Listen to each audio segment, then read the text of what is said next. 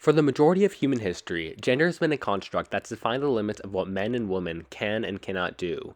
The gender we happen to be born as affects nearly every aspect of our lives, and most of us accept it.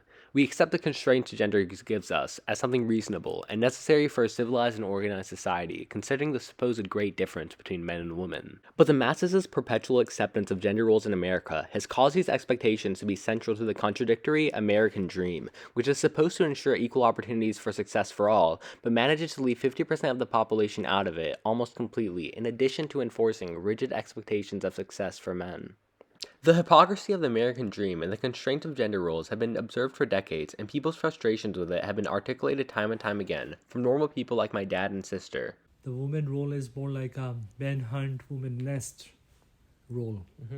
But in areas such as like engineering or like being a mathematician, it is such an insane amount of like disparity between men and women.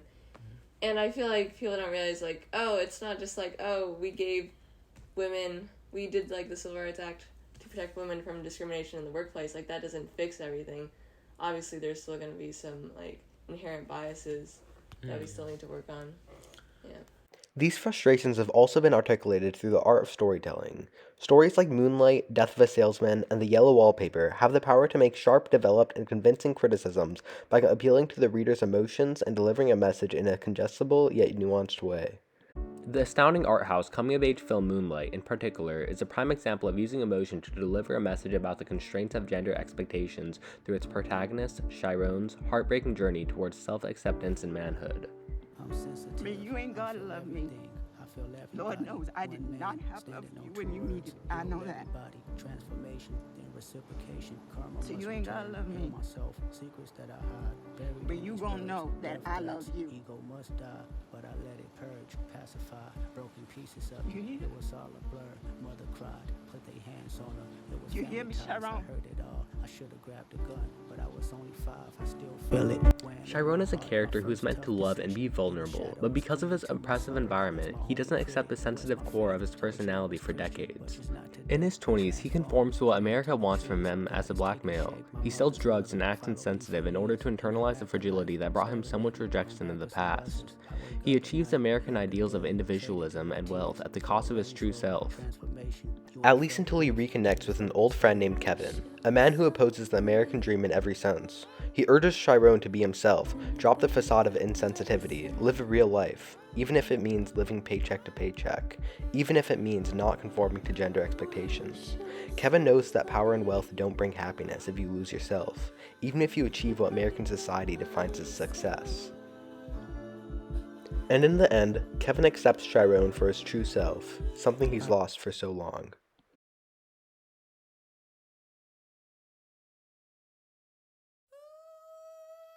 Stop. Oh, come on now. You got all summer to... Dad. Oh.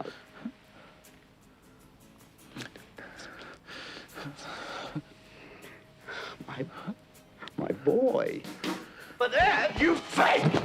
I gave you an order! I gave you an order! Now you come back here! You phony little fake! Hey, come back here! You fake! I gave you an order! Come back here, I'll beat you! I'll whip you! I gave you... Pick it up. Arthur Miller's Death of a Salesman is a prime example of utilizing tragedy to deliver a strong message about how the American dream and the values it instills in men can lead to depression and insecurity. The play follows the story of Willie Loman, a salesman who views his worth as a person to be completely dependent on his job performance, all because he's a victim of the American dream. Willie seeing himself as a salesman and nothing more causes him to not value the things that really should matter in his life, like his family who cares about him deeply. Willie does have people that love him, but only cares when the love he's receiving is in the form of validation for his job performance, because in his eyes, that's all that matters. And perhaps the most tragic part of all of this is that Willie pushes these harmful gender expectations that are ruining his life on his son Biff, a man who's content with being average as long as he's free. But Willie wants greatness from Biff, to the point where he takes solace in the hope that Biff is just like Thomas Edison, and is simply starting his path to greatness a bit later in life. Willie hates the idea of just having a normal son who sees himself as more than his career. And that's how the values of the American dream and the gender expectations that come with it continues. People learn to believe in them so deeply that they force these expectations on their children, and the cycle continues.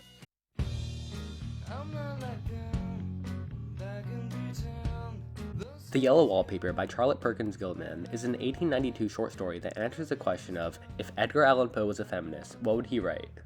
The Yellow Wallpaper's goal is to leave the reader disturbed, and it uses this emotion to convey a powerful message about misogyny and how women are completely excluded from the American dream. The story follows an unnamed female narrator, slowly losing her sanity, who's a quintessential example of internalized misogyny.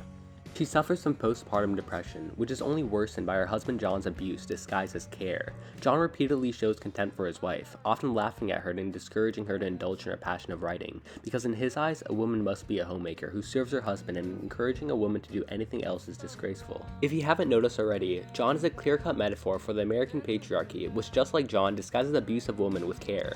The patriarchy claims to protect women from the harsh realities of work life and responsibility, but this desire to protect is rooted from contempt. Because of this contempt, the American dream is ridiculously limited for women. They're discouraged to pursue any passions that aren't related to serving their family. The narrator is a prime example of this, as writing is a harmless thing she enjoys and likely wants to pursue, but she is discouraged just because it doesn't contribute to her role as a homemaker.